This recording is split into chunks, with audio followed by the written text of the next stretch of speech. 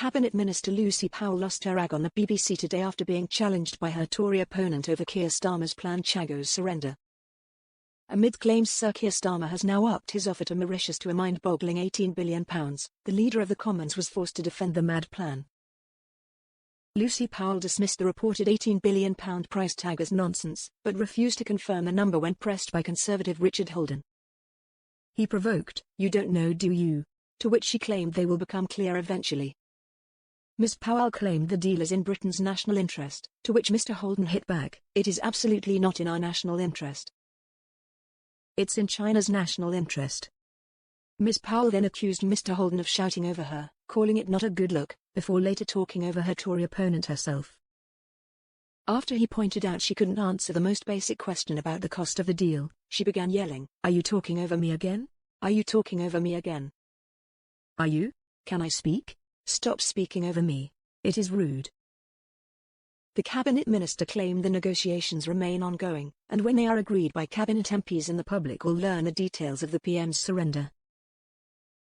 Mr. Holden insisted that Labour's deal is nothing like what the Tories began exploring under Liz Truss in 2022, negotiations later scrapped by Rishi Sunak's government. He explained, "What we were doing at the time was talking to the Mauritians about what might be the future. It's quite clear now what's come out very quickly under this government is moving at immense pace. It happened within a few months of Labour coming to power. There's a deal around the future, some money. Lucy won't tell us how much it's going to cost us. There are real issues now around China, not just the Silk Road but their massive land grab across the Indian Ocean and the Far East." The former Tory chairman accused Ms. Powell of losing her rag during the debate. The top Labour politician's behaviour sparked accusations from viewers it was an awful performance. Ex-user Bernie said, "Aggressive, rude, patronising and bitchy behaviour because she was asked for clarity on the money being spaffed to Mauritius. What is this deadly security secret the British public are too stupid to know?" Lee Harris said, "I have never seen anything like it. Labour's diabolical performance is having an impact on them personally. They're cracking under the pressure." Legendary political sketch writer Quentin Letts quipped, "Prozac for Powell, please, pronto." Here is a summary of internet users' reactions. The ICJ have made an advisory error. You cannot claim that regions administered by an administering colonial power automatically become a single country. Aden, Yemen, was administered by Britain from Bombay. Nobody seriously thinks Yemen is part of India. Chagos was entirely separate from Mauritius. The Chagos Islanders are not an original population but a workforce transported to the islands by the French to support plantations. When the plantations closed, the islanders were left with no source of fresh water. I saw this. It was the Labour woman who wouldn't answer any questions and she repeatedly talked over him, not allowing him to talk. I have noticed this is a growing trend with Labour shout down what you don't want to hear. It happened to Mr. Farage at PMQs this week. He was drowned out. When the speaker got involved he wouldn't do a thing except tell Mr. Farage to hurry up. Do you think this has anything to do with cancelling the local elections? Google any of these, it's fact. Any Labour voters fancy commenting? I was Tory for 29 years and now Reform for life. Let's give our kids a chance. How can Labour or the Tories ever be trusted? I was Tory for 28 years. I have to give my kids a chance in life. The Labour Party.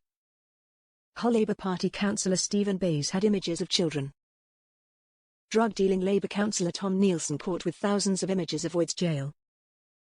Another rising Lab 0. Party star Sean Morton appears in court over child offences. Hackney Labour councillor Tom Dewey charged for images of children. Wyre Forest Labour Council leader James Shaw made photos of a child. Labour councillor John Robert Reynolds tried to meet a male child. Muslim Labour councillor, 34, who shared images of children on his iPhone. Labour Gillingham MP Paul Clark pleads guilty to possessing and distributing images of children. Nazir Ahmed, one of Labour's many alien Lord peers, has been jailed for child offences. Labour councillor Craig Edward charged with possessing images of children.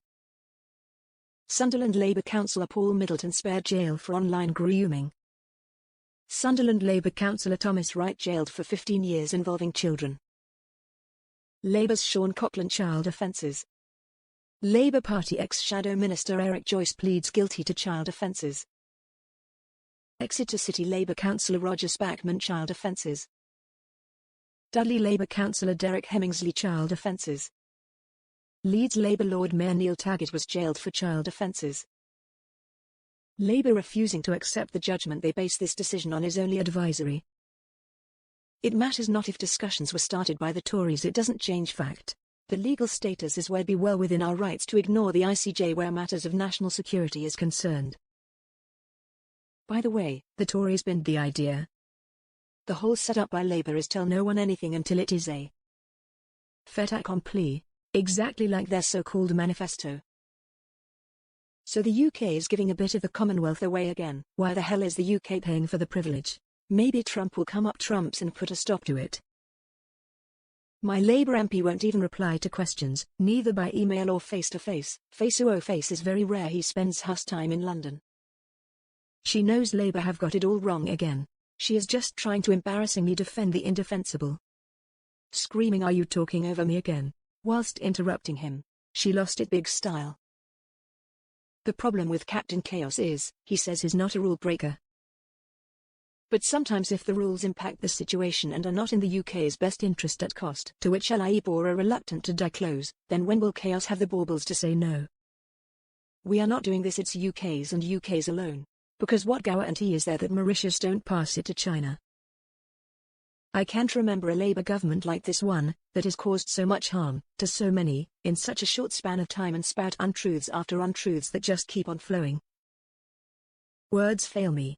A do-no-gooder will insult me and tell me I'm wrong, of course. Appalling, these are the people leading the country? It makes you cringe. They're all falling apart at the seams, they won't last another 4 years. Holden and Badenoch are not the ones in government, but Labour are, and they are running the country into the ground.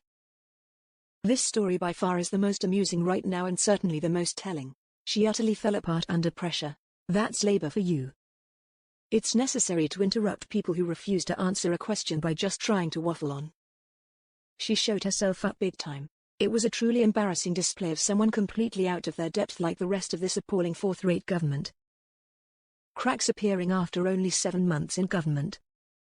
Square pegs in round holes, and all using the same excuses for every problem they encounter. Labour are devoid of any plans but are willing to throw borrowed money at them every time. New homes, NHS, Great British Energy, Chagos Islands, EU reset, to name but a few. I reckon the cracks can be felt as far as Santorini.